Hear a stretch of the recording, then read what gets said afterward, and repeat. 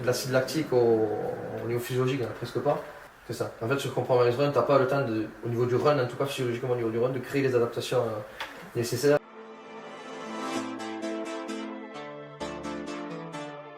Et c'est parti pour ce premier épisode, faire son premier Irox quand on vient de la muscu. Et qui de mieux pour traiter ce sujet que Nathan Carregno. Nathan, merci d'être là, d'avoir répondu présent à cette invitation. Merci à toi de m'avoir invité sur ton premier podcast. Ouais, premier podcast de la chaîne qu'on a créée. Donc Nathan, toi c'est déjà bientôt 8 Irox, c'est ça? Tu vas faire ton 8e à Toulouse. Tu as commencé donc par la muscu.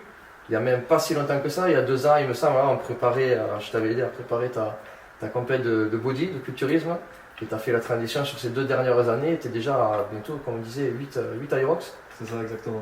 Content de ton parcours, content de cette transition, comment tu l'as senti? La transition au début elle n'était pas du tout prévue. Ça s'est fait un peu du jour au lendemain en début d'année l'année dernière. J'ai voulu faire ma transition vers l'entraînement un peu plus hybride, donc commencer à courir un petit peu quand je venais de la muscu à la base. Et je tombais un peu dans l'Irox un peu par hasard. Je suis allé faire l'Irox de Toulouse en tant que bénévole. Et dans la journée, j'ai reçu un message, il y avait une team de 4, il en manquait une personne, un homme. Et d'ailleurs, c'est Samy, je te remercie Samy, si tu écoutes cette vidéo, je ne sais pas si tu t'écouteras ou pas, mais il m'a invité du coup dans son relais. Et je me suis retrouvé le soir à faire un relais, alors que j'avais jamais fait de sled, j'avais jamais fait de burpees broad jump, et je me suis retrouvé à faire la course et je suis vraiment tombé amoureux de cette discipline. Incroyable. Est-ce que pour les personnes qui n'ont jamais fait l'Irox, qui ne connaissent pas trop, est-ce que tu pourrais présenter un petit peu le principe de l'Irox? D'où ça vient, en quoi ça consiste? L'Irox a été créé, si je ne me trompe pas, en 2017 en Allemagne. Ouais. Donc c'est une course de fitness où on va enchaîner 8 km de course entrecoupés d'exercices fonctionnels. Donc il y a du ski erg, il y a du sled, il y a du rameur, il y a des burpees, il y a des fentes, il y a des wall balls, il y a les farmers carry aussi. Donc voilà, c'est une course de fitness. Ouais, un truc quand même avec une grosse composante course à pied. Et d'ailleurs on va en parler tout à l'heure. Donc le sujet de ce podcast, faire sa transition quand on vient de la muscu pour faire son premier Irox, ou au moins inclure la préparation d'un Irox dans sa routine. Quels sont pour toi les facteurs limitants au début sur cette transition-là, en tout cas pour les personnes qui n'ont jamais trop fait de course à pied et qui viennent de la muscu? Quand tu viens de la muscu, le facteur limitant il est clair, c'est la course à pied.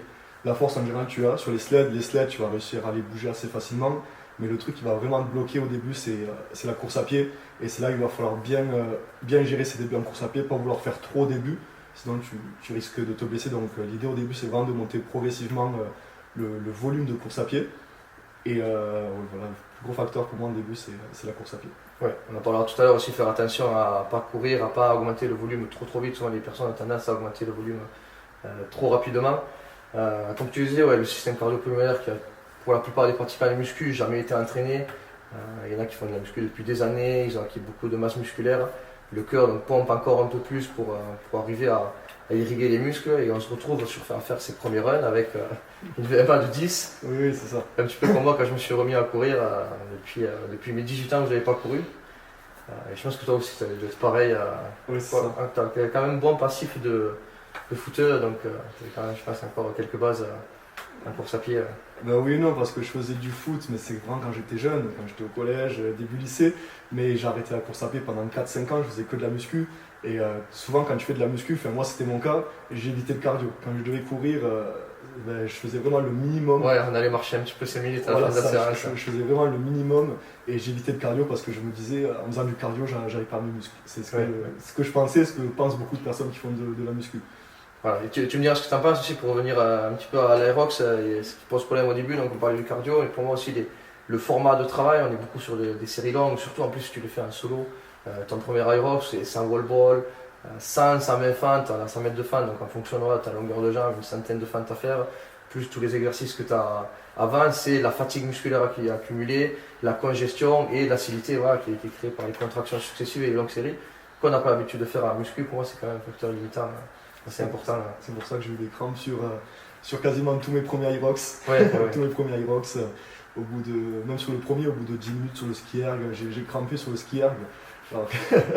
Donc voilà, ça montre que j'étais vraiment pas préparé pour ça. J'étais vraiment habitué, comme tu as dit, aux séries courtes. Faire des séries courtes, les séries longues, faire plus de 15 répétitions, ça m'arrivait jamais. Alors tu te retrouves à faire 100 répétitions. Ouais, c'est ça. Et là, je te vois dans ton format d'entraînement, maintenant tu inclus de plus en plus, déjà sur tes séances de jambes, tu finis toujours par une centaine de fentes le sac de 25. Ça, l'endurance de force qui est importante. Ouais. Tu t'es habitué sur les longues séries, tu as vu que ça a pêché au début. Voilà. Et donc maintenant, tu essaies de compenser. Ça, j'ai beaucoup crampé sur les fentes. Donc au début, je crampais sur le ski erg, sur le sled. Après, j'ai passé cette étape-là. J'arrivais à tenir la course sans cramper. Et là, j'ai commencé à cramper sur les fentes. Et quand tu crampes sur les fentes, ça, c'est vraiment très difficile. Donc maintenant, je fais beaucoup de spécifiques où je vais faire des longues séries de fentes. Et ça m'aide à pas cramper sur les fentes. Ouais, sur les dernières Irox, là, j'ai pas crampé sur les fentes. Et je pense que c'est ça aussi qui m'a aidé, le fait de faire des longues séries sur les jambes. Parce que j'étais vraiment habitué à faire que de la force. Voilà, aller chercher 200-210 kg au squat. Donc c'est bien, mais sur l'Irox, c'est pas très utile d'avoir 200 kg au squat. Ouais, voilà. Vaut mieux privilégier des longues séries. Après, tu as quand même à faire des séries, à rester quand même assez complet et hybride. Et d'ailleurs, ta devise, l'autre jour, tu as mis une vidéo, tu arrives à faire assez facilement 3 répétitions à 170, donc tu as quand même réussi à garder tes performances. C'est ça qui est incroyable, performer sur l'Irox, tout en gardant quand même certaines composantes en force que tu avais acquis en muscu. Et je pense que les gens aussi ont du mal à se rendre compte qu'on peut faire les deux à la fois. Alors on ne peut pas être bon dans deux sports différents, mais on peut quand même être assez équilibré et ne pas perdre trop sur les perfs qu'on avait acquis avant. Oui, après, il ne faut pas non plus dénaturer qui on est de base. Si de base tu viens de la muscu et que tu as de la force, il ne faut pas le dénaturer. Moi au début, c'est un peu ce que j'ai fait. Je me suis dit, ok, je suis nul en run, donc je vais faire que du run. Et ça fait que j'ai perdu en force sur le squat, sur développé couché. Alors que c'est une erreur que j'ai faite et qu'il faut pas que les gens reproduisent, c'est ne pas dénaturer, c'est-à-dire garder sa force au squat, garder sa force en général parce que c'est un point fort. Et si c'est un point fort, il faut que ça reste un point fort. Si tu es fort sur les sleds, il faut que ça reste quand même un point fort, tout en bien sûr compensant sur le run. Mais il ne faut pas non plus dénaturer qui tu es de base. Pas abandonner en plus ce qu'on aime, il y a aussi la composante psychologique, motivation aussi. Aimer ses entraînements, surtout au début quand on fait la transition et pas abandonner tout ce qu'on a l'habitude de faire et qui nous donnait envie d'aller s'entraîner.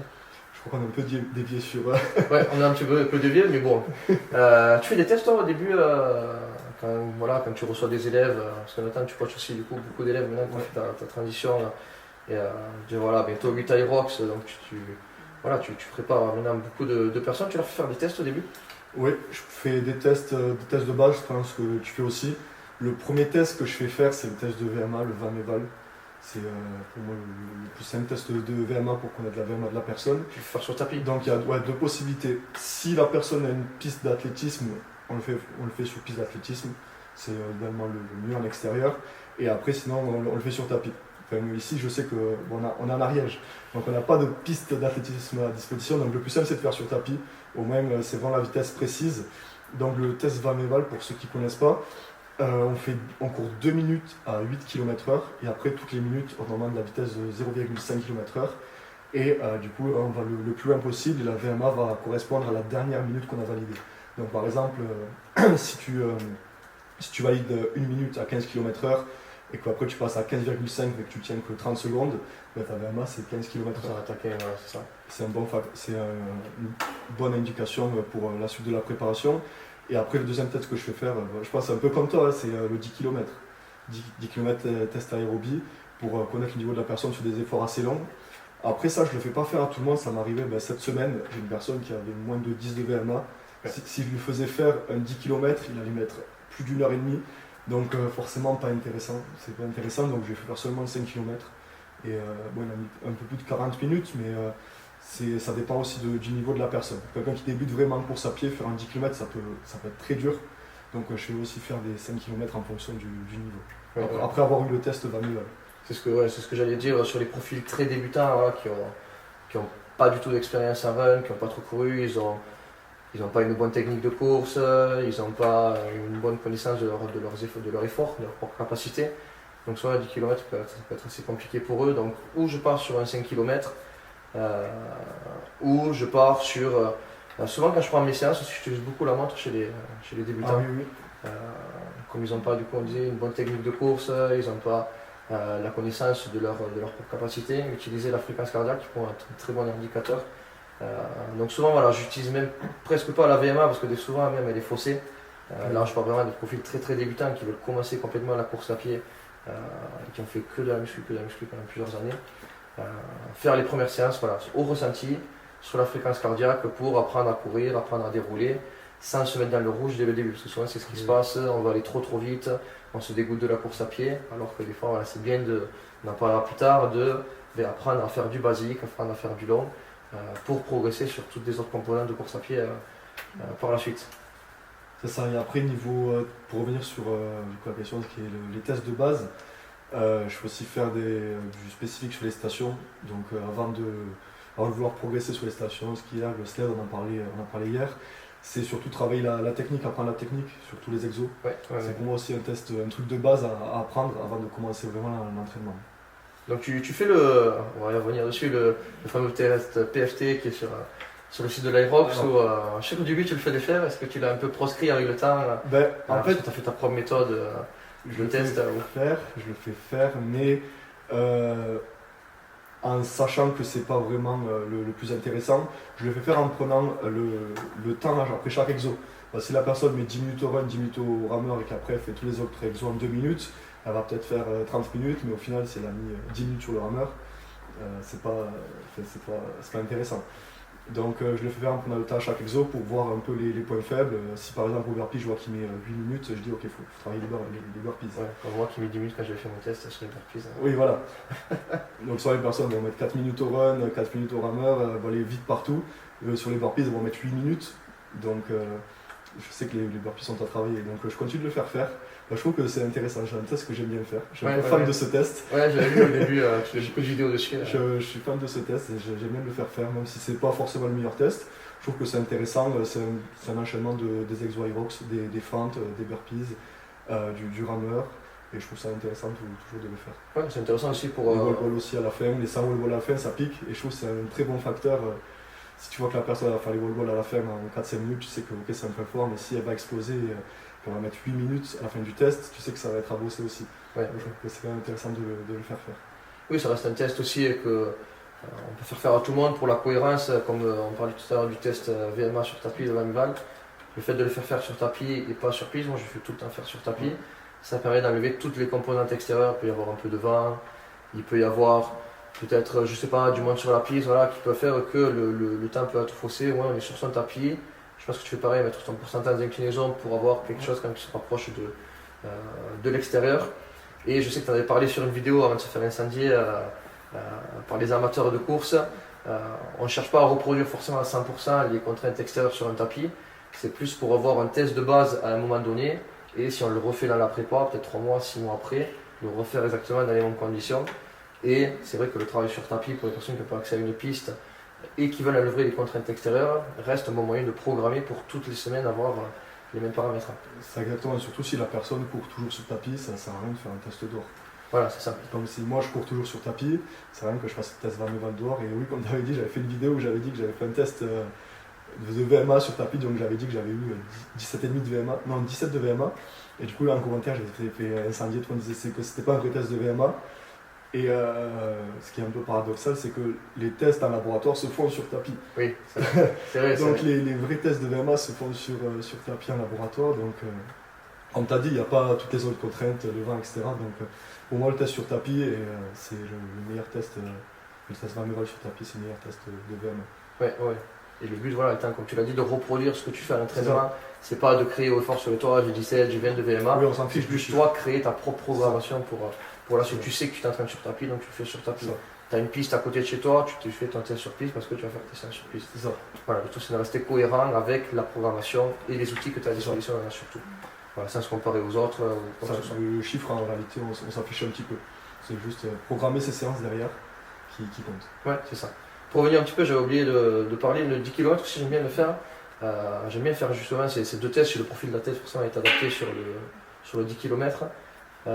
Avoir un petit peu la corrélation entre les deux, entre la VMA et le 10 km, pour un petit peu essayer de dessiner, de voir les contours du profil de l'athlète. Quelqu'un qui va avoir une bonne VMA mais va faire son 10 km à un très très bas pourcentage de VMA.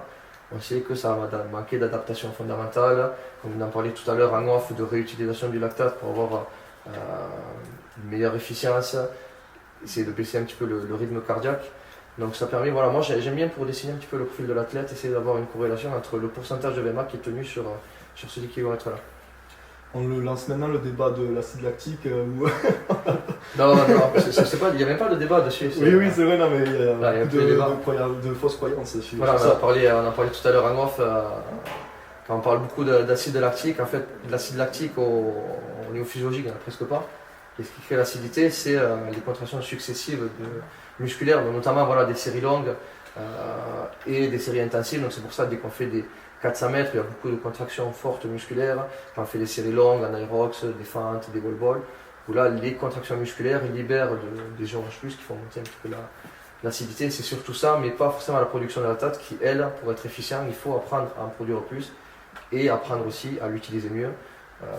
Ce qui se fait beaucoup avec du fondamental. Oui. On en parlera tout à l'heure dans la périodisation et comment toi aussi tu crées tes blocs d'entraînement. Donc tout ça nous fait déboucher et on en a parlé un petit peu tout à l'heure. Qu'est-ce qu'il faut prioriser pour toi au début? Donc on parlait du run, on parlait de travailler aussi sur des séries longues pour s'habituer. Quelle place tu mets un petit peu dans le compromise run? Tu lui mets quelle place au début? Ben, on disait hier aussi, on en a parlé déjà, pour moi c'est surcoté le compromise run. Pour moi, quand tu viens de la muscu, faire du compromise run, ça sert à rien. Déjà, il faut acquérir une bonne base en run. Si tu n'as pas une bonne base en run, ça sert à rien de faire du compromise run. Voilà, limite, comme on avait dit hier, c'est faire un peu. C'est ludique. C'est ludique, mais une séance maximum par semaine, ça suffit largement quand tu commences. Mais sinon, c'est pour moi pas à prioriser quand tu commences une préparation. Pour moi, il faut surtout privilégier les sorties longues, l'endurance fondamentale. Et les séances au seuil aussi. C'est ça. En fait, sur Compromise Run, tu n'as pas le temps, au niveau du run, en tout cas physiologiquement au niveau du run, de créer les adaptations nécessaires. Alors c'est sympa, c'est fun, tu te défends sur la course, tu vas faire ton gros sled derrière, mais tu ressors cramé. Est-ce que tu as créé des adaptations? Est-ce que tu as progressé? Pas forcément, tu t'es peut-être un petit peu habitué sur les mouvements, mais tu n'as pas une progression qui va être tangible. C'est ça. Soit les personnes qui vont commencer de la muscu vers Aerox, ils vont se dire ok, il faut que je fasse que des circuits, que du Compromise Run. Donc tous les jours cartouche Compromise Run, ils vont faire que ça. Et en fait c'est contre-productif, ils vont se cramer pour rien. Mais du coup pour ceux qui ne savent pas ce que c'est le Compromise Run, peut-être préciser Compromise Run, c'est le fait d'enchaîner un exercice aerox, donc par exemple du ski air, du sled ou même d'autres exercices, pas forcément des exos aerox, avec du run. Donc tu vas enchaîner par exemple 400 mètres de run, 25 mètres de sled et d'autres exos. C'est ça le Compromise Run, du coup enchaîner run et course, et c'est un peu... run et exo, pardon. Ouais. Et c'est un peu un truc qui a été créé par Aerox. Avant, ça ne se disait pas Compromise Run. Non, on appelait ça du run sous fatigue. Du run sous fatigue, voilà, tu as plusieurs façons de l'appeler. Bah avant, moi, personnellement, c'est un terme que j'avais. Ou du conditioning, voilà, moi j'appelais ça du conditioning. Conditioning, ok. Voilà, c'est ça le terme que je cherchais tout à l'heure. Pour moi, conditioning, c'est plus que des stations. Genre, par exemple, tu vas faire des pompes enchaînées avec des wall balls, pour moi c'est plus ça du conditioning. Ouais, moi je mettais plus sur du spécifique, conditioning rugby, conditioning, sport spécifique. Là voilà, on appelait du compromise run, du run sous fatigue. Donc on disait au début un petit peu surcoté, le seul intérêt ça peut être le côté ludique. Voilà.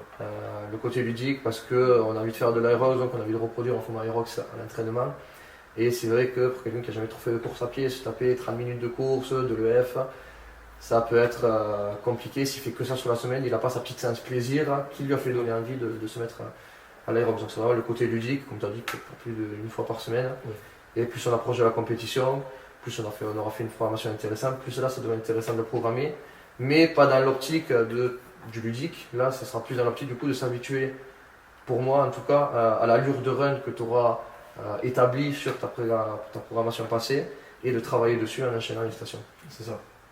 Donc voilà, l'intérêt du compromise run, travailler sous fatigue sur son allure de run cible qu'on va viser à l'Aerox. Donc toi, comment tu structures un petit peu tes séances, comment tu structures les séances de tes élèves au niveau, donc là on va parler vraiment que du cardio, que du run. Quelle place tu mets à l'EF, quelle place tu mets au seuil, quelle place tu mets à la VO2 max sur ta programmation? Est-ce que tu fais beaucoup plus de VO2 max que de F, que de seuil? Comment est-ce que tu as l'habitude de structurer un petit peu tout ça? Pour moi, VO2 max, c'est pas tellement intéressant, surtout au début. Pour moi, il faut surtout apprendre au début à gérer un effort qui est intense. Enfin, pour moi, c'est faire du seuil. Tenir cette allure rapide longtemps sans exploser. Ouais. Pour moi, c'est ça le plus important. Et pour moi, la VO2 max au début, c'est pas tellement intéressant. Je le cale vraiment sur des athlètes spécifiques, vraiment un peu plus avancés, assez loin des compétitions. Mais pour moi, c'est surtout le seuil le plus important. Donc après, je peux peut-être donner un exemple, une semaine. Ouais, Une semaine, on part sur quoi une séance par semaine? 5 séances. Allez, 5 séances pour 5 séances. Voilà, du lundi au vendredi, comme ça on ouais. laisse le week-end un peu libre. un repos. Donc imaginons 5 séances par semaine, déjà 2 séances de renfort. Donc au choix, soit 2 full body, ou alors une haut, une bas. Moi personnellement, je sais pas pourquoi, j'ai du mal avec les full body. J'aime bien séparer haut et bas. Peut-être parce que je viens de la muscu, mais j'aime bien séparer haut et bas. Donc on va dire une séance haut, une séance bas, avec, comme on a dit tout à l'heure, un peu de conditioning à la fin. Donc peut-être après les jambes, faire un conditioning sur les fentes, comme j'ai l'habitude de faire personnellement sur mes entraînements perso. Et sur les séances haut du corps, pareil, faire un conditioning soit sur les ergos, soit sur les wall balls, bon, sur peu importe la station. Après une séance de seuil, pour moi obligatoire dans la semaine. Après une séance longue, soit une sortie longue, soit une séance Aerox aérobie.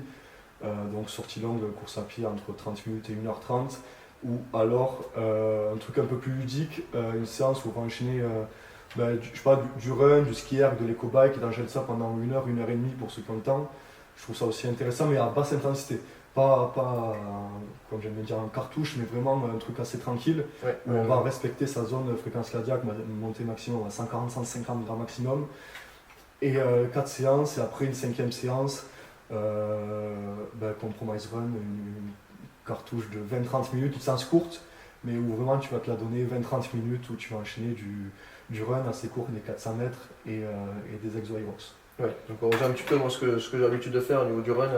J'aime bien, alors ça reste un petit peu basique, ça reste très scolaire, mais quand même avoir une répartition 80% de basse intensité en termes de temps, 20% de haute intensité. Donc au final, tu vois, tu te fais une séance de F de 40 minutes et tu commences par 10-15 minutes de seuil, les premiers temps, le temps de t'adapter à cette allure-là, et à peu près sur cette répartition-là.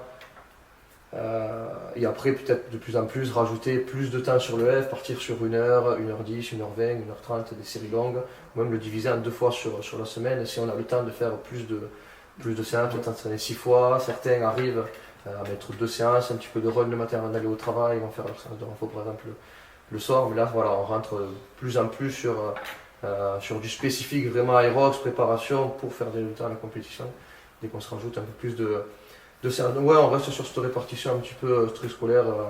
Je pense que tu es assez d'accord avec moi, du coup, quand même 70-80% de basse intensité en termes de temps et 20% de haute intensité. Et là, du coup, pareil, je te rejoins. La VO2 max par petite touche de temps en temps et peut-être même pas sur les premières préparations. C'est ça. À remplacer par le seuil, du coup, dans les séances, dans le programme que j'ai donné, la VO2 max peut aussi remplacer le seuil, comme on a dit, par petite touche. Voilà, dans certains blocs, maxi 4-5 semaines de temps en temps, si on a le temps, voilà, sur une grosse prépa, on sait qu'on a une aérox dans 6 mois, 1 an, voilà, on a le temps de faire par petite touche. C'est un peu une erreur que j'avais faite entre l'Aerox de Bordeaux fin novembre et l'Aerox de Nice. J'avais beaucoup fait de VO2 max et très peu de seuil. Et quand je suis arrivé sur l'Aerox de Nice, ça je l'ai beaucoup ressenti. Quand je courais, je sentais que j'avais manqué de seuil, donc c'est-à-dire tenir une allure rapide longtemps, je sentais que je manquais de ça. Et je l'ai payé très cher d'avoir fait trop de VO2 max. J'ai fait 6 semaines de VO2 max sur, je crois, 9-10 semaines de préparation. Et c'était trop et je l'ai senti. Et, c'est un truc que j'ai voulu tester, j'ai appris. Ouais. Donc maintenant je sais que la VO2 max, à l'approche des compétitions, quand tu n'as que 10 semaines de préparation, c'est à bannir. Ouais, Pour le faire loin des compétitions, j'ai voulu tester. Voilà, maintenant je sais que c'est pas à faire. Parce qu'on parle aussi de termes un petit peu compliqués depuis tout à l'heure, on parle de F, on parle de seuil, on parle de VO2 max pour ceux qui ne connaissent pas trop. Le F, c'est tout ce qui va être ce qu'on appelle du fondamental, une allure assez basse, assez confortable. On pourrait discuter, comme on est en train de le faire, avec voilà, quand même un très léger essoufflement. Souvent, voilà, on ne va pas le mettre à une allure spécifique, on va plus se servir de la fréquence cardiaque, rester sur du 70% à peu près de la fréquence cardiaque max, maximum 65-70% sur de l'EF et sur des longues séries de plus en plus. Ce qui pour moi pose problème au début sur l'EF, c'est vraiment le côté psychologique et rébarbatif. Voilà, il faut aimer courir, il faut s'habituer. Donc c'est sûr qu'on va pas se programmer une séance de F de 2 heures au début. On va commencer peut-être par 20, 30, 40 minutes pour essayer vraiment augmenter ce volume. Et le seuil, ça va être, on parlait tout à l'heure des tests labo sur le terrain, c'est un petit peu moins visible. C'est le moment où il y a un décrochage au niveau du lactate, de l'augmentation du lactate, où le corps n'est plus capable de réutiliser tout le lactate qu'il produit. Et là, il y a une accumulation et l'effort devient compliqué à soutenir. Donc c'est pour ça que tout ce travail entre seuil et EF va être important pour augmenter ben, les adaptations mitochondriales, donc les cellules qui utilisent les systèmes plutôt enzymatiques qui utilisent le lactate, qui produisent l'énergie.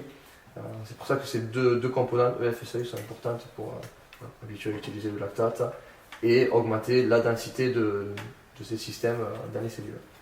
C'est ça, du coup le seuil se situe environ entre 80, 90, 92% par rapport à la VMA. Ouais, en fonction des profils. Un profil très élite va arriver à tenir 92% de sa VMA. Moi j'ai dit 90-92 pour les meilleurs. Moi, le seuil, je le prends en général entre. La plupart, je me suis rendu compte, la plupart des élèves arrivent à le tenir entre 83 et 88% à peu près de la VMA. Si on veut donner une plage pour ceux qui veulent programmer aussi un petit peu du seuil. Ouais. Et on fait un test de VMA avant parce qu'ils sont quand même habitués sur du run avant. Séance de seuil basique qu'on peut donner à ceux qui nous écoutent. On peut commencer par du 3x8. Ouais, j'aime bien 3x8. C'est la vraie séance de seuil basique. 3x8 avec 2 minutes de récup. 3x8, même 3x6. Au début, on peut commencer si on a peur, on n'a pas l'habitude de courir, s'approcher à peu près des 20 minutes de seuil sur sa séance. Et si on profile habitué, on peut monter jusqu'à 30-35 minutes de seuil. Après, ça devient compliqué. Avec une vraie intensité de seuil, si on arrive à faire du seuil sur 50 minutes, parce que c'était pas du seuil, c'est possible, on était en dessous du seuil. Et avec à peu près, on peut prendre, moi j'aime bien prendre entre un quart et un cinquième de repos sur du seuil. Donc par exemple sur un 3x8, je vais prendre entre une 30 et 2 minutes de repos sur du seuil, entre 83 et 88% de la VMA. Peut-être commencer à 83 au début et voir comment vous vous sentez dessus. Juste ça, aller en progressif sur l'intensité. Ouais. Monter chaque semaine de 1 ou 2% petit à petit. C'est ça. Et pas partir direct à 90%, 3 fois 8 minutes. Pour se cramer et laisser aucune progressivité derrière. Et ce que j'aime bien faire aussi, pour ceux qui ont les moyens de s'acheter une montre, une Garmin, Sunto, peu importe, qui prend la fréquence cardiaque, ou une ceinture Polar qui est encore plus précise, c'est arriver à enregistrer ses séances et voir si par exemple sur son 3x8, il y a une dérive cardiaque qui va être importante. Si sur son 3x8, on se retrouve avec une augmentation de 10-15% de fréquence cardiaque moyenne par rapport à son premier run, c'est peut-être que l'intensité a été programmée peut-être un petit peu trop haut et revoir à la baisse. Donc si on a programmé peut-être à 85%, revoir à 84-83%. Donc c'est pour ça que c'est aussi un outil assez intéressant, le cardio-fréquence-mètre, pour pouvoir utiliser ça. Je ne sais pas si toi tu l'utilises beaucoup. J'utilise, mais très peu de personnes ont une montre. Ouais, c'est ça. Surtout, actuellement je coach 4-5 athlètes et j'en ai peut-être 2 je crois qui ont une montre. Et sinon les autres ils n'ont pas de montre, donc c'est plus compliqué. Là je fais beaucoup ressenti. Je pose plein de questions à la fin de séance, l'effort perçu sur une échelle de 1 à 10 à chaque bloc, plein de questions pour vraiment essayer d'optimiser au maximum, mais c'est vrai que pas tout le monde a une montre. Pour moi, dès que tu cours, pour moi c'est important d'en avoir une. Elle n'est pas chère, pas chère. Faut quand même mettre une bonne montre, si tu achètes une montre à 20 € sur Amazon, c'est pas... Pas sûr que la fréquence cardiaque soit assez représentative du réel. C'est pas trop représentatif, mais mettre à une centaine, 150 € dans une montre, pour moi c'est quand même important quand tu commences la course à pied et ça va derrière te permettre d'optimiser en fait ta préparation. Voilà, un petit cadeau de Noël à demander à la famille pour l'anniversaire. Ou pour l'anniversaire, cette année, vous savez quoi demander si vous voulez faire votre programmation Aerox. Pour moi, c'est pas forcément 100% obligatoire pour quelqu'un qui veut faire son premier Aerox, se tester, voir si ça lui plaît. Si vraiment il se dit ça me plaît, j'ai envie de performer là-dessus, ça devient vraiment un outil presque 100% indispensable pour réellement progresser et calibrer correctement ses séances. On peut progresser, mais en tout cas, on va perdre du temps sur tatillonner, sur les bonnes intensités. Et nos séances ne seront pas aussi optimisées que si on avait eu les résultats, notamment par exemple, comme on le disait, la dérive cardiaque. Ok, j'ai programmé trop haut, je revois à la baisse. Oui. Plutôt que de s'entêter, je vais refaire la séance, je vais la refaire, j'ai augmenté même à 90%. On la tient, mais on ne se rend pas compte que on ne crée pas forcément d'adaptation, en tout cas pas celle recherchée. Pour reprendre sur la suite, donc, quelle place toi tu mets au renfort? On avait parlé en début de vidéo. Quelle place tu mets au renfort dans ta programmation Aerox? Est-ce qu'il y a des exercices que tu conseilles, que tu gardes, on va dire, par défaut pour du spécifique Aerox? Alors je partirai sur 2 à 3 séances de musculation par semaine. Je pense que tu seras d'accord avec moi, 3 séances maximum, mais sinon ça sert à rien de faire plus. On fait de l'Aerox, on ne fait pas de la force, donc 2 à 3 séances. Donc comme je l'ai dit, soit 2 séances full body ou une haut, une bas, ou alors 3 séances, 2 haut et une bas du corps. Pour les exos que je garderai, pour les exos bas du corps, je garderai les fentes bulgares, je trouve ça intéressant. Que ce soit pour les fentes ou alors pour les burpees quand tu te relèves aussi. Ça reproduit bien le mouvement que tu vas faire. Après, je garderai aussi le front squat. Front squat que j'aime beaucoup, je sais que tu aimes bien aussi. Ouais, j'affectionne beaucoup le front squat. Et après, toutes les variantes au goblet squat aussi. Personnellement, le front squat, j'en fais pas, je fais du squat classique, mais bon, comme j'arrive à mettre très lourd, ça compense un petit peu, mais j'ai pas de mobilité. Donc le front squat, j'arrive vraiment pas du tout, j'ai essayé, mais je bloque à 40 kg, j'y arrive pas, alors que quand je fais du back squat, j'arrive, comme je l'ai fait hier, 3 répétitions à 170, donc je suis beaucoup plus à l'aise sur un back squat que sur un front squat. Mais sinon, j'aime bien le faire le front squat ou gobelet squat. Ça, c'est pour l'exercice bas du corps. Et pour les exos haut du corps, je garderai les exercices de base, plie articulaire, développé couché. Ce que j'aime bien faire aussi, c'est développé militaire pour les wall balls, les pompes HRPU, pour l'endurance de force, faire des longues séries. Ce que j'aime beaucoup faire, c'est des séries longues de 10 minutes maximum de répétition. J'aime beaucoup faire ça. Et après, j'aime bien aussi soulevé de terre pour la chaîne postérieure, pour le dos aussi. Et ce que j'aime beaucoup faire aussi, c'est l'enchaînement soulevé de terre, sled pull. Je trouve ça vraiment intéressant. Donc voilà pour les exos que je garderai. Après, comme du coup on se répète, mais tous les exercices de gainage, toute la sangle abdominale et les exercices pour le dos aussi, tout ce qui va être tirage. Tirage, pull-over aussi, pull-over, ça produit un peu le mouvement du skieur, mais je trouve ça intéressant de faire ce mouvement. Ouais, au final, on a à peu près la même façon de travailler. Au final, on revient sur les bases. Comme on disait, sur tous les sports, soit le rugby, soit le foot, soit l'aérox, tout ce qui va être polyarticulaire, les mouvements de base, le squat, les fentes bulgares, le soulevé de terre, qui sont assez intéressants, le soulevé de terre pour la chaîne postérieure. Le front squat, tu l'as dit, je l'affectionne particulièrement.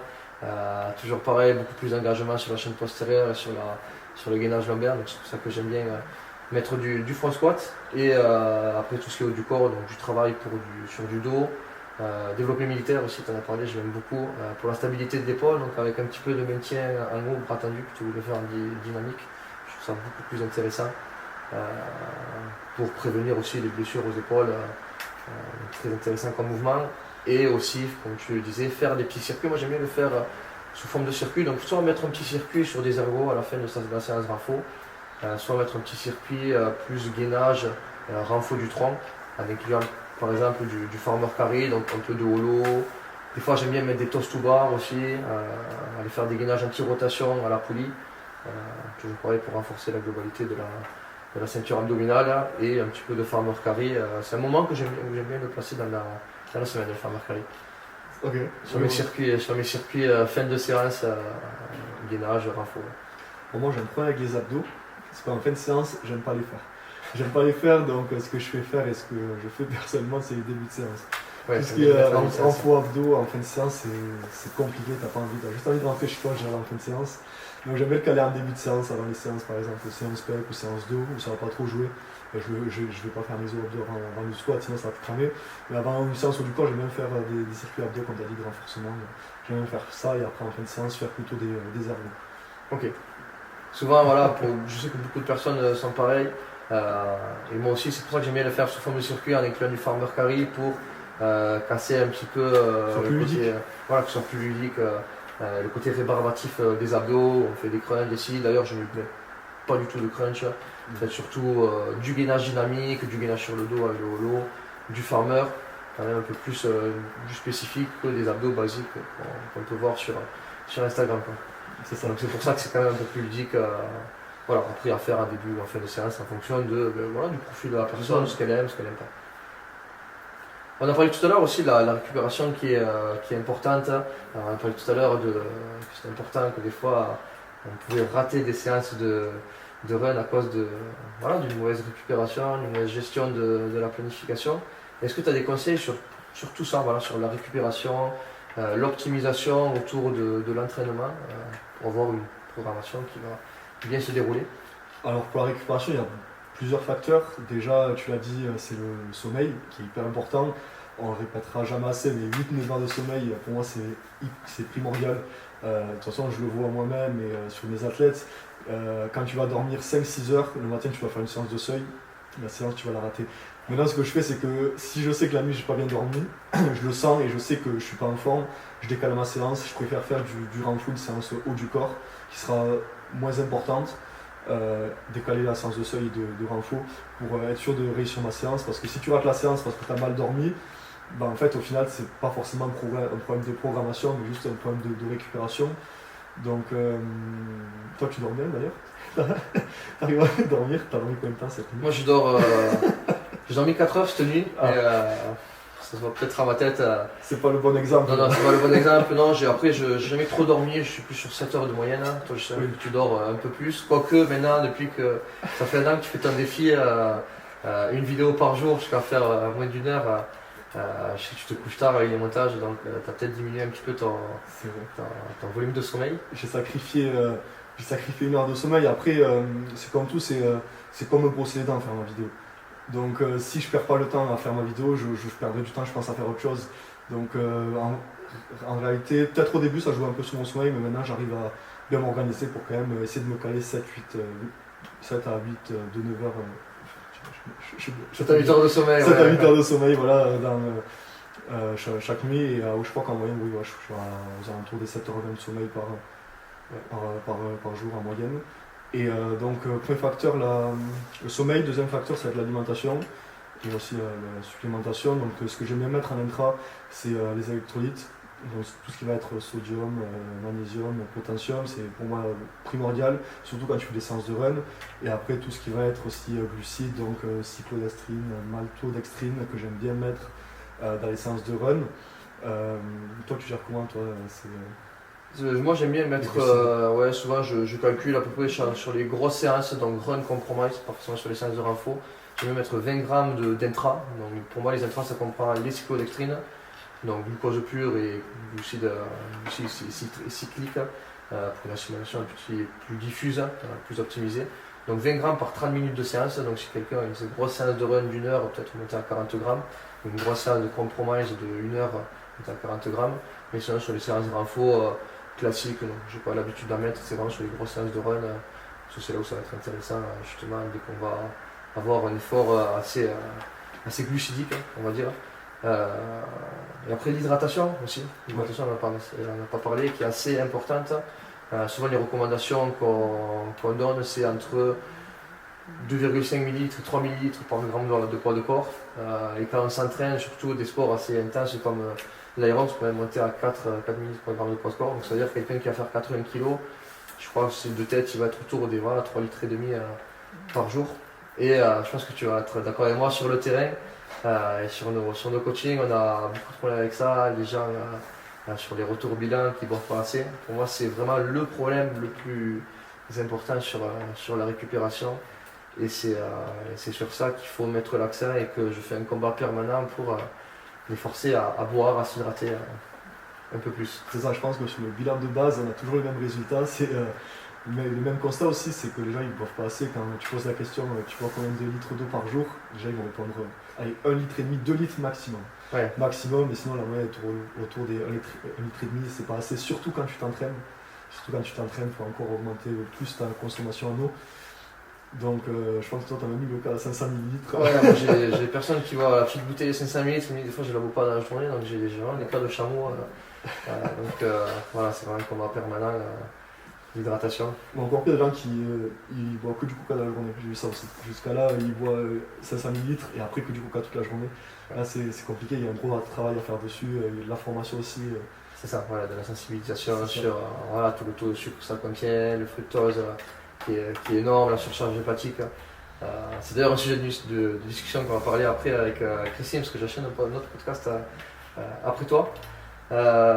Autre chose qui est important aussi, l'alimentation, on l'a pas trop détaillé. Je ne sais pas si tu voulais nous donner quelques recommandations en termes de protéines, de glucides, parce que tu as l'habitude de faire au moins des recommandations génériques pour nos sportifs qui font un petit peu d'aérox sans rentrer sur du cas par cas parce que ça serait trop compliqué.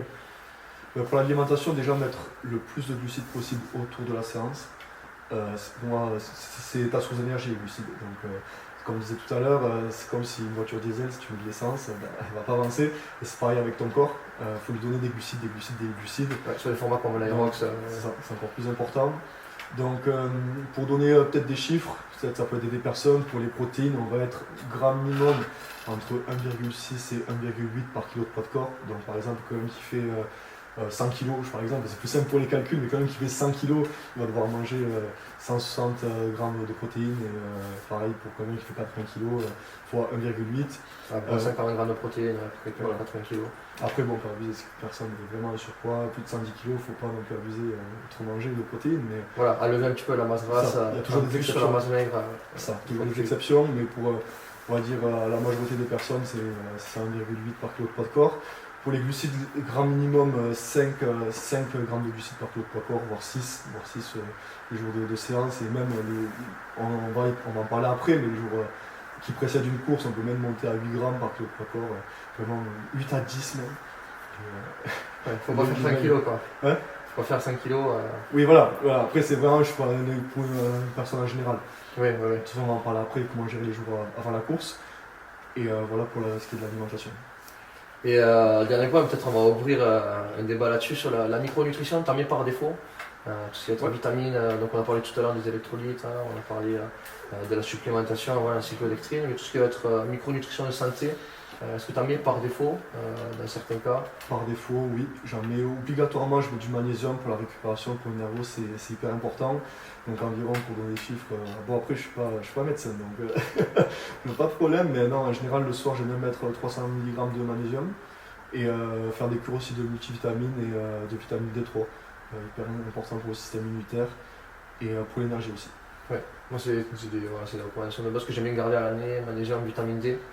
On peut peut-être compléter par un complexe multivitaminé, pas forcément en tout cas essentiel, même si je le recommande, et il n'y a pas trop de contre-indications à ça. Mais voilà, pour ceux qui ont un petit budget, un petit portefeuille minimum, avoir même pour moi plus important que les compléments. Mais pour moi c'est vrai, même en muscu, c'est même plus important qu'avoir les compléments de protéines, de créatine. Déjà avoir son stock minimum, vitamine D, magnésium. C'est pour moi le meilleur investissement qu'on peut faire avant d'acheter toutes les autres compléments qu'on peut trouver sur le marché. C'est vraiment l'optimisation. Voilà, c'est ça. Faire passer sa santé en premier pour avoir ensuite de meilleurs résultats et de meilleures adaptations sur ces séances et sur ces compétitions. C'est ça. C'est quoi pour toi les erreurs les plus courantes que tu vois sur les premières compétitions d'Aerox? Ceux qui font voilà, ils se lancent, ils ont fait leur petite programmation et ils arrivent. Voilà, c'est le jour J, c'est le moment, on est au taquet comme jamais, on fait notre première compétition d'Aerox. C'est quoi les erreurs les plus courantes que tu vois? Ben, ça va être, je pense qu'on l'entend partout, mais c'est partir trop vite. Tu vas être dans le sas au départ, tu es dans le sas de départ, il y a la musique qui se lance, tu as le décompte, tu vois des vidéos à l'écran de personnes qui font l'Aerox, ils terminent l'Aerox, il y a un décompte de 5 minutes, plus de 2 minutes qui se lance, et là il y a la musique, et tu as juste envie d'un truc, c'est de partir à fond. Tu as envie de partir à fond, et l'erreur la plus courante, c'est partir avec les autres, partir avec la masse. Donc l'erreur la plus courante, c'est vraiment de partir trop vite, et un petit conseil pour éviter ça, c'est ce que je fais maintenant, c'est que je mets tout au fond. Parce que le départ, il est lancé quand tu vas passer la ligne. C'est avec un bip, le départ il ne se lance pas à l'heure pile, c'est quand tu vas passer la ligne de départ. Donc le conseil que je donne, c'est vraiment, tu te mets au fond et tu te concentres vraiment que sur ta course, parce que si tu pars avec les autres, tu vas exploser. Ouais, sur la mesure de course que tu as bossé avant, rester fidèle à ce qu'on a pu faire à l'entraînement, respecter un petit peu ses valeurs. Si on a eu la chance de pouvoir s'acheter une montre, d'avoir toutes les 10 secondes par exemple, et rester fidèle à ce qu'on a pu faire à l'entraînement sans se faire emporter, parce que c'est assez facile de se faire emporter par l'entraînement de la course. On veut suivre les premiers, comme tu l'as dit, il y a les encouragements de la foule, et si on a prévu de courir à 4 km, que son premier run, on le fait à 3,10, je pense que ça va poser des problèmes après sur la suite de la course, on va le payer. C'est ça, donc la plus grosse erreur, c'est de partir sur une allure qui n'est tout simplement pas la sienne. Si tu cours à 4,30, ben, tu pars à 4,30, 4,20 maximum, mais tu pars pas avec les autres à 3,50, 4 minutes, parce que sinon tu vas te cramer pour rien. Et moi je le vois quand j'ai fait l'Aerox de Valence, je m'étais fixé un truc, c'était de courir à 4,32 moyenne. Et au final, je cours à 4,31 moyenne, donc j'ai respecté mon plan. Et au début, la masse elle part, ils sont hyper loin, et j'arrive sur le ski erg, pareil sur le ski erg, les gens ils aiment bien être à 2 minutes aux 500 mètres, sinon ils se disent qu'ils sont nuls. Moi je me mets à 2,10, genre mon rythme, alors peut-être que oui, je vais perdre 20 secondes, mais je vais largement les rentabiliser sur le reste de la course. Et je pense que tu l'as vu, la vidéo où je me retrouve tout seul sur le ski erg. Ouais. Je filme le ski erg, il n'y a personne à ma droite, il n'y a personne à gauche, il y a juste 2-3 athlètes au fond, mais sinon il n'y a que des juges. Et je ressors dernière de ces stations, et au final je le vois sur mon classement, j'arrive sur le ski erg, je crois que je suis 500e et quelques, et en fait plus les stations avancent, plus je gagne des places, parce que les gens ils tombent un par un après la course, Et quand j'arrive sur le sled pull et les burpees qui sont mon point fort, c'est là où je double le plus de personnes parce que les gens ils partent trop vite et ils explosent après, quoi. Et au final, 10-20 secondes, c'est facilement rattrapable, ne serait-ce que sur le sled. Quand tu arrives sur le sled, que tu as forcé sur le skier, sur le run, que tu arrives sur le sled, tu n'as plus de cuisses. Et ensuite, tu enchaînes sur les burpees, tes 10-20 secondes, tu les rattrapes facilement sur les personnes qui ont explosé au début, en fait. C'est pour ça que le run le plus lent, le plus souvent, en moyenne sur les aérobies, je crois, je ne veux pas dire n'importe quoi, mais je crois que c'est le run après le sled. Ouais, Je crois que c'est le 8e Après le run pull, ouais. et Le push, après le push. je veux dire. Le run après le push, c'est l'un des runs les plus lents parce que les gens ils partent trop vite et après le push, T'as plus de cuisses. t'as les jambes T'as du en mal à feu, relancer. et c'est très dur de relancer. Alors après ça passe, au bout de 2-3 minutes ça passe, tu arrives à relancer après le sled pull, mais t'as les jambes en feu et c'est compliqué de relancer après le push, donc voilà, partez pas trop vite, gérez votre rythme et partez pas trop vite. Vraiment c'est hyper meilleur important. conseil. Meilleur conseil. J'ai fait l'erreur à Nice, je voulais jouer agressif, j'ai payé cher, et moi je le sais, j'ai voulu... c'est un risque à prendre aussi. Hein. Tu t'es senti à l'aise sur le sled, t'as voulu. C'est ça, sur le sled, tout le monde sait j'ai entendu ça pendant 4 jours, le sled il glisse bien, le sled il glisse bien. Donc sur le sled, je suis allé à fond, je ressors du sled en 2 minutes et quelques, sauf que je ressors, je descends cramé et après j'ai subi tout le reste de la course. Donc au final, oui, j'ai amélioré mon temps total, mais j'ai couru moins vite qu'à Valence 2 mois avant. Je crois que j'avais 45 de moyenne à Nice. Ouais, donc j'ai perdu le chien sur le run et j'ai clairement suivi ma course alors qu'à Valence j'ai Ouais, t'as été un peu lent sur le run. J'ai été très lent même sur le run. Ce qui n'est pas fidèle du coup à ce que tu fais. Ouais. Donc maintenant je respecterai mon plan et je continuerai de me mettre derrière et respecter ma course même si je ressors le dernier du skier, c'est pas grave. Il ne faut pas avoir honte de gérer sa course. Moi ce que j'aime bien faire, ce que j'aime bien aussi, ce que j'ai en préparation Aerox, c'est toutes les moitiés de terrain, prendre 5 secondes, 5 respirations pour souffler et pas vouloir faire les longueurs. On se sent bien, on fait les 2 allers-retours en 1 minute 30 en appuyé. Prendre à chaque fois 5 respirations au moins pour de repousser, ne serait-ce que pour détendre les cuisses et redescendre très légèrement le rythme cardiaque. J'aime bien ce conseil des 5 respirations à chaque fois. Ouais. Même sur le step push, j'irais même de faire 3, divisé en 3. Couper 2 fois. Couper 2 fois l'aller, ouais. Sinon, tu vas avoir les jambes qui brûlent. Ce que j'ai fait à Nice, c'est pour ça que je dis ça. À Nice, j'ai voulu couper en 2. Et en fait, t'as pas le temps de récupérer. Donc je préfère couper plusieurs fois et prendre juste 5 respirations. Ouais. Je fais 4 mètres, je coupe, 4 mètres, je coupe, 4 mètres. Et je fais ça, du coup, les 4 longueurs. Plutôt que de faire moitié-moitié parce que sur des profils avancés, oui, moitié-moitié. Ou quand t'es en duo, ça va. Voilà, en duo. Et encore en duo, j'aime bien aussi du coup découper en 3 parce que le sled ça casse tellement les jambes que tu suffit que tu fasses 6 mètres et t'as les jambes déjà engorgées et t'en peux plus. Donc j'aime bien faire un tiers, sauf pour les vents des profils vraiment avancés ou là moitié-moitié. Mais on va dire sur des profils basiques en général, un tiers c'est mieux. Alors peut-être que pareil tu vas sortir peut-être dernier du sled push, mais au moins tu vas pouvoir directement relancer sur ton allure de run et tu vas voir que sur le run, tout le run qui marche après. Ça on le voit sur la sortie du push, sur l'allée, il y a tout le monde qui marche. Et vraiment, il y a une personne sur 2 qui marche. Et c'est là aussi où tu doubles le plus de personnes. Ils finissent le sled, finissent les sleds en 2 minutes et après ils sortent en marchant. Alors que non, tu finis ton sled, tu relances direct. Et pour moi, les relances aussi, un truc qui est compliqué à faire dans les reps. C'est relancer direct. Tu finis l'exo, tu fais 2-3 pas, mais tu recours direct après à ton allure, même dans la rock zone. Et pas que de l'arche out à in. C'est pour ça qu'on a parlé après, c'est pour ça que j'aime bien à la fin des séances EF rajouter quelques secondes d'accélération à la fin pour sous la fatigue, alors même si on n'a pas une grosse fatigue sur le F, mais relancer dès qu'on sort d'une station, apprendre à relancer un petit peu. Et c'est pour ça aussi qu'on a le temps de faire une grosse programmation, c'est là aussi la VO2 max est assez intéressante pour s'habituer à avoir des allures un peu plus élevées. Et voilà, comme je disais tout à l'heure, il faut vraiment avoir le temps de faire des grosses programmations. C'est ça. Et après aussi, deuxième erreur que je peux donner sur la première course, c'est sous-estimer la course. La course, c'est une très très longue course. On dirait pas comme ça, tu te dis c'est 8 km, il y a 8 exos, bon ça va, mais la course elle est vraiment longue. Elle est vraiment longue, donc c'est aussi une erreur à pas faire, c'est ne pas sous-estimer la course. Ouais, parce qu'au final, on est sur un effort qui est en moyenne 1h30. C'est ça, la moyenne c'est 1h30. Les athlètes, on est presque sur un semi-marathon, donc c'est assez long, assez conséquente. Qui plus est que par rapport au semi-marathon, avec des efforts assez costauds, assez fatigants, que ce soit nerveusement et musculairement. Donc pour moi, c'est beaucoup plus fatigant qu'un semi-marathon, et comme tu disais, il faut pas le sous-estimer. Ça, j'aimerais se mettre à l'Aerox, ils vont voir les trucs sur les réseaux, 1h05, 1h15, ils vont avoir envie de le faire, ils vont dire c'est une course facile. Et au final, première course, ils se prennent un mur. Il y en a beaucoup qui se prennent un mur à la première course. Je le vois beaucoup sur Instagram, tu sais, souvent les week-ends où il y a des courses en France. Souvent sur Instagram, il y a plein de personnes qui racontent leurs courses et il y a tout le monde qui dit, mais vraiment 80% de gens qui disent j'ai fait l'Aerox et j'ai pris un mur. Parce que ils ont sous-estimé la course, je pense que tu as déjà dû le voir. C'est une phrase d'accroche. Je voulais faire 1h10 et j'ai fait 1h30, il y en a plein qui font ça, donc c'est ne pas sous-estimer l'Aerox. Il me semble que tu avais fait cette vidéo aussi il y a 2 ans sur tes premières Aerox. Je me suis pris un mur. Non, j'avais pas fait ça. Non, j'avais fait une vidéo parce que je voulais faire 1h30 et j'avais fait 1h30 et 40 secondes. Donc j'avais dit pour la phrase d'accroche, oui, j'ai raté ma course, j'ai fait un mur, mais bon, j'ai raté l'objectif de 40 secondes, c'était le premier, c'était en pro en plus. Et c'était ton premier Aerox, c'est ça.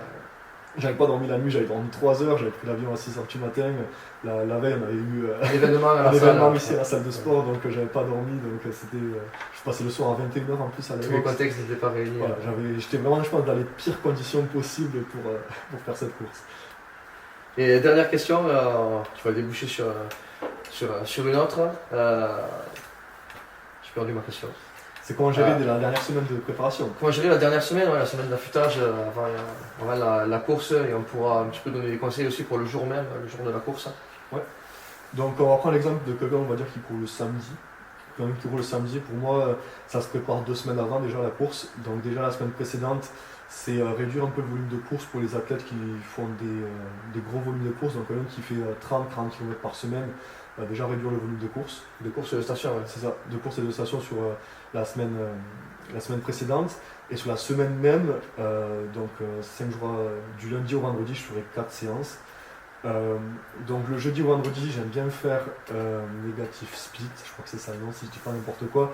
Donc partir à 6,30, une allure vraiment faible, et accélérer jusqu'à arriver à son allure de course. Donc souvent je vais faire 1 km à 6 minutes, 1 à 5,30, 5 minutes et je finis à 4,30 à allure de course. J'aime bien faire ça, et encore à la faire avec des accélérations, 3 fois 100 mètres ou 3 fois 10-15 secondes d'accélération. J'aime bien faire ça soit la veille de course, soit 2 jours avant, en fonction de si tu cours le matin ou le soir. Si tu cours le samedi matin, tu ne vas pas faire ça le vendredi soir, mais peut-être le jeudi. Mais si tu cours le samedi soir, ça peut être intéressant de le faire le vendredi matin. Donc voilà pour jeudi, vendredi. Le mercredi, j'aime bien faire une séance d'explosivité, de force, de renfort tout simplement. Ce que je vais tester, ce que j'aimerais bien mettre en place là, c'est faire des 1RM. Donc par exemple, imaginons que j'ai un squat je prends mon exemple parce que c'est celui que je connais le mieux.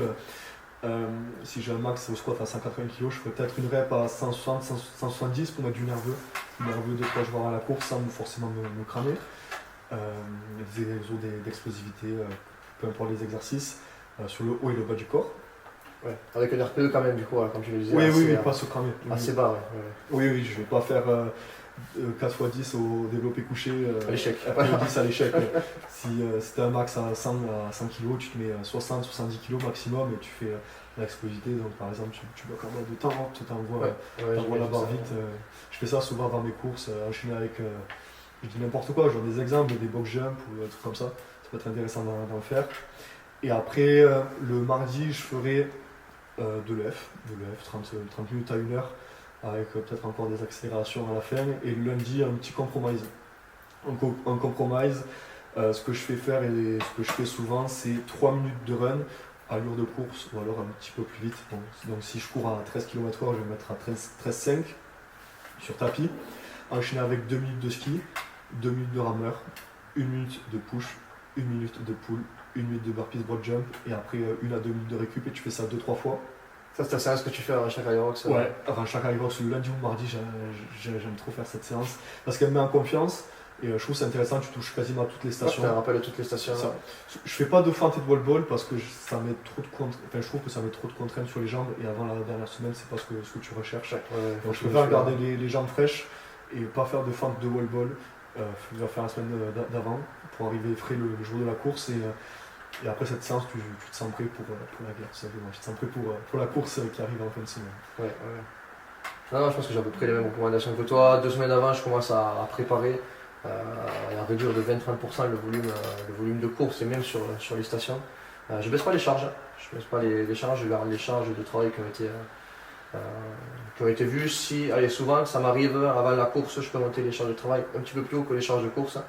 Je reviens quand même aux charges de course et je baisse le volume de run et d'aller-retour, par exemple sur du sled ou même de répétition.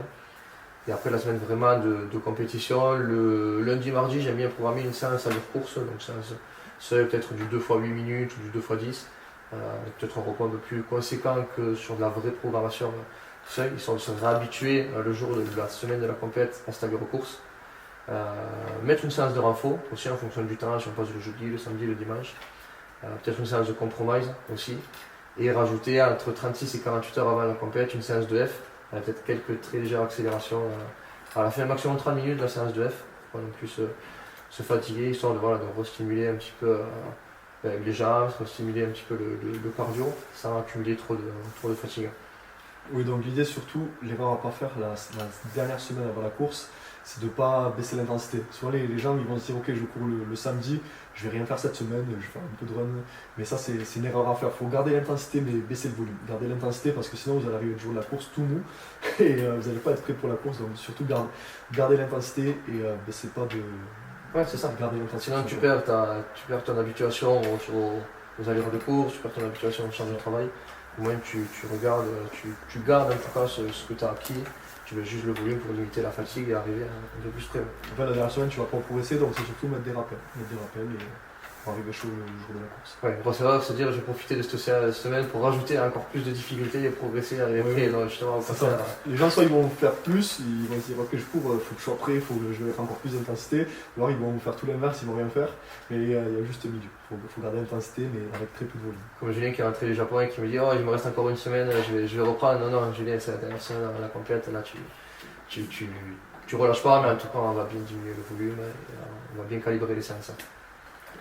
Et donc Nathan, pour finir sur cette question de semaine d'affûtage, le jour même de la compétition, est-ce que tu as des recommandations à mettre en place, peut-être les jours avant en termes de nutrition? Je sais que tu aimes bien monter les glucides un petit peu. Ouais. Donc les jours d'avant, ce que j'ai l'habitude de faire, c'est baisser un petit peu les protéines et les lipides surtout, et augmenter les glucides. Monter les glucides, même à 8 grammes par kilo de poids de glucides, même 10, dans le cas spécifique, mais 10 c'est quand même beaucoup. Vraiment augmenter les glucides pour recharger les stocks en glycogène, c'est pour moi hyper important, mais quand même diminuer un peu les protéines et les lipides pour vraiment se concentrer sur ça, sur les glucides. Et les jours de la course, ce que je fais souvent, les athlètes qui courent le matin, je mets que des glucides, quasiment pas de protéines, ou à la limite un peu des œufs très légers. Ouais, des œufs, mais vraiment très très légers. Et pour les athlètes qui courent le soir, garder une alimentation entre guillemets classique avec plus de glucides la journée. Et une heure avant la course, mettre beaucoup de glucides. Et après, pour ce qui est du moment de la course, ce que je fais personnellement, je dis pas que c'est le mieux et ni qu'il faut faire ça, mais ce que je fais souvent, c'est 10-15 minutes avant le départ, je prends un gel. Et après, pendant la course, pareil, je prends un gel entre les burpees et les rameurs. Donc je sors des burpees, je cours un petit peu et dès que je descends un petit peu en fréquence cardiaque, avant de monter sur le rameur, je prends mon gel. En duo, je le prends pendant que l'autre fait le rameur, et en solo, je le prends avant de faire le rameur. Et comme ça, en fait, sur le rameur, ce qui est bien, c'est que tu es assis, donc tu assimiles mieux. Tu vas pas prendre le gel avant les burpees, sinon tu vas le vomir, mais tu attends un petit peu, tu attends 2-3 minutes de run et tu prends ton gel. Donc voilà pour l'alimentation le jour de la course et le jour d'avant. Et le dernier repas, tu le mets à combien de temps avant la compète? En fait, chaque athlète est différent parce que les heures de passage c'est jamais les mêmes. Donc ça dépend. Tu mets 3 heures avant, 2 heures avant le passage. Imaginons quelqu'un qui va courir à 15h, je vais lui mettre un repas un repas à midi, 3 heures avant, et peut-être 30 minutes, 1 heure avant, on va faire quand même une petite recharge en glucides. Mais vraiment très léger. Je dis n'importe quoi, compote, banane, ou un gel, même avant la course. Ouais. Après, pas non plus trop sentir ballonné. Ouais, pour avoir un peu de fibres. Déjà, alors, chose importante aussi, qu'on n'a pas dit, qui pour moi est important, que ce soit en termes d'entraînement et en termes de nutrition, pas tester des nouvelles choses avant. Oui. Que pas tester de nouvelles chaussures, pas tester des nouveaux gels, pas tester si on n'a pas l'habitude de prendre du riz complet, pas tester du riz complet, si on n'a pas l'habitude de mettre des carottes dans son alimentation, pas tester, tout cas la semaine avant, les semaines avant. Rester sur ce qu'on a l'habitude de faire en termes de digestion, on sait qu'on digère bien, les chaussures de course, acheter bien avant. La tenue d'entraînement, pareil, avec les gels, comme tu l'as dit. C'est sur ce qu'on a l'habitude de faire, de ne pas tester de nouvelles choses. C'est ça. D'ailleurs, Aurore qui vient à la salle de sport, elle s'est acheté des chaussures là, il y a 2-3 semaines et pour la semaine prochaine. Et elle m'a dit qu'elle avait testé, que se sentait pas à l'aise. Donc moi je lui ai dit, écoute, ça fait 3 mois que je t'entraîne avec les mêmes chaussures, donc tu vas faire la course avec les chaussures que tu avais pris avant. Même si tes nouvelles chaussures elles sont belles, voilà, c'est des chaussures Aerox, elles sont hyper jolies. Tu les encadres dans la maison. Prends tes chaussures classiques et tu prendras tes belles chaussures après la course. Ouais, dès que tu retournes à la préparation. Quand tu recommenceras ta préparation, parce que de même elle a dit, elle sentait pas à l'aise dans ses nouvelles chaussures, donc je lui dis, force pas avec tes nouvelles chaussures. Et prends tes vieilles chaussures que tu as l'habitude, que tu connais bien, tu seras plus à l'aise qu'avec des nouvelles chaussures. Oui, ça rien tester de nouveau. Et je pense que ça devrait le faire pour la course. Oui. On a une dizaine d'élèves qui partent à Toulouse la semaine prochaine, donc je ne sais pas quand c'est qu'on publiera la vidéo. Mais dans tous les cas, voilà, ils auront toutes nos recommandations pour bien gérer cette semaine pré-compétition qui va débuter là. Ils vont passer entre jeudi et dimanche les passages. C'est ça. Nathan, merci pour ce podcast. Est-ce qu'avant de terminer, tu veux quand même nous parler, tu nous as pas parlé de ta boîte secrète avant l'Aerox, le Tribulus Max? Ah, j'ai cru que tu avais parlé des années poules quand tu as dit boîte. Non, blague à part. Merci Nathan, merci pour ce podcast. Merci à toi de m'avoir invité. Et on se revoit très vite pour un nouveau sujet. À bientôt. À bientôt.